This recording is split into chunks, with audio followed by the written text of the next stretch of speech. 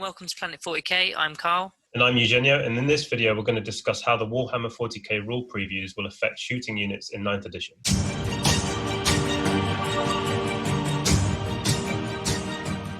So the new recommended board size has gotten smaller. It's now 44 by 60 inches, so your gun lines are going to be in range much earlier in the game. The Desperate Breakout Stratagem now allows trapped units to leave combat for 2 command points. Multi-charge has been made more difficult, so your guns are not all going to be tied up as much as the previous edition. Vehicles and monsters can now shoot whilst locked in combat. This allows you to kill off chaff units that try and tie you up and makes anti-horde guns such as flamers a more serious option. Blast weapons versus horde units over 11 models automatically get you the 6 hits instead of the d6, so it's going to be a lot easier to kill those screening units. Hit roll modifiers are now capped at -1. This is especially helpful for armies such as Tau, who rely mainly on shooting and will now more often than not be hitting on a minimum of 5+. Okay, now on to the nerfs. Overwatch now costs 1 CP, so you're going to rarely be seeing it in the game.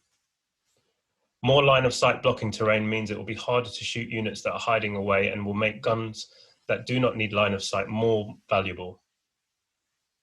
Speaking of terrain, shooting through woods is now a -1 to hit. The new strategic reserve rules allows units to come in 6 inches from the side of the board from the second turn onwards, as long as they remain outside the enemy deployment zone. And from the third turn onwards, they can deploy inside the enemy deployment zone, as long as they keep 6 inches away from their battlefield edge. This allows close combat units to more easily outflank gun lines.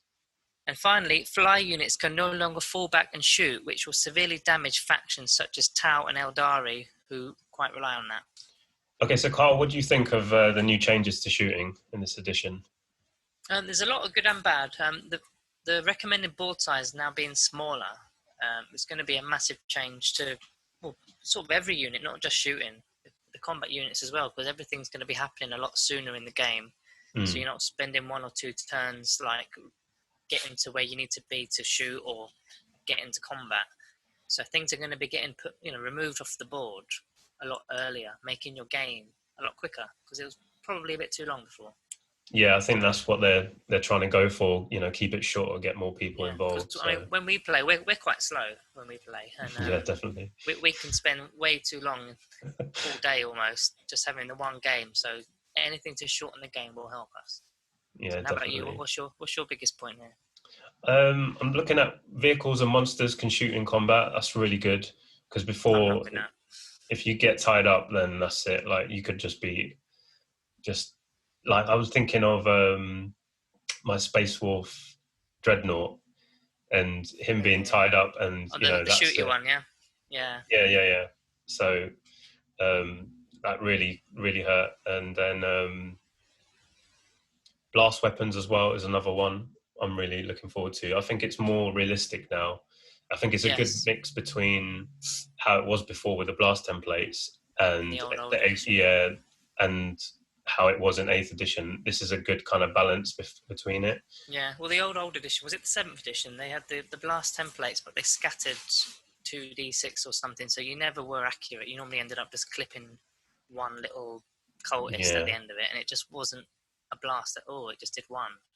Yeah, it seemed like they went the other way with the kind of d6. So sometimes if you like rolled low, it just feel like, well, that should be a blast weapon. It should be doing better. But I like the Overwatch change. That's one that I think it's going to save more time again. That's that's exactly what. Because sometimes you think, why am I doing this Overwatch? It just feels like a waste of time. But if you're like charging into a 30 squad of Warp Boys and they've all got a roll on Overwatch, and then you've got a roll to hit and roll to, and then you end up doing nothing, and it's like, why have I just spent 2 minutes of my life that I'm not going to get back doing that? Yeah, I like the way they made it as a command point to do it, because it still means that you can do it, and obviously Tau still have it now. So well, some factions it's still really reliable. They do rely on it. Like, you can imagine a Burner Boy squad or something with the auto hits, and I'm sure they'll want to still keep their Overwatch, so they'll pay the command point and flame something to death.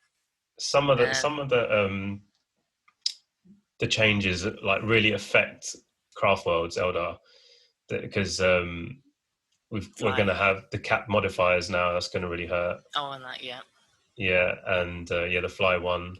So your jet bikes now. Yeah, so I'm a bit annoyed, but I actually do like the changes. I think before it felt like, you know, there should be some kind of penalty for falling back out of combat. Like, it just didn't seem right that you could just fall back and then shoot as normal. So I'm liking that one. Going back to the capped thing, when you're capped at a -1 or +1 to hit. Let's say if you've been I don't know, someone's cast the horror on you, which is a -1 to hit, and you're sort of a heavy, you know, a monster with a heavy weapon. You've already got that -1, so you could now effectively move and not take the extra -1. So in some ways, that's a bit of a it can buff, benefit you in a strange way. You can put yourself in a better position or hide yourself. So it's very tactical now, which I kind of like that. Yeah, I know with the Eldar flyers was one of the things they wanted to stop.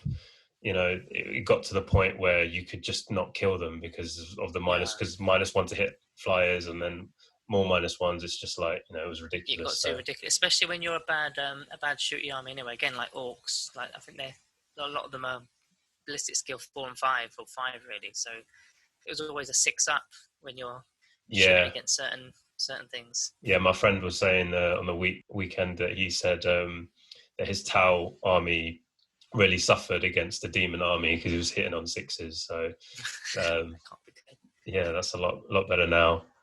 So yeah, overall I'm really happy with like how things have changed. I think they fixed a lot of things, and it's a lot can't less think of anything.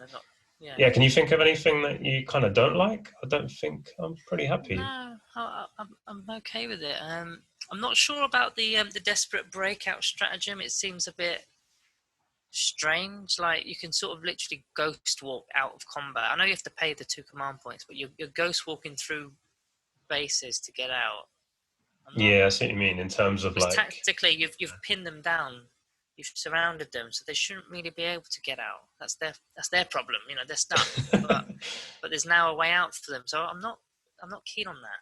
But other than that, I think everything else is more. You know, it's less gamey and more like, I don't know what the word is. That cinematic. No, that's not quite the right word. But it's how it should feel. Yeah. If it was, you know, a real life. Definitely, you can tell they've made like the effort to really like listen to the community and play test it properly and everything. So yeah. So guys, if you like the video, please give us a thumbs up. If you'd like to support the channel and see more 40k content, please consider subscribing. And thanks for watching.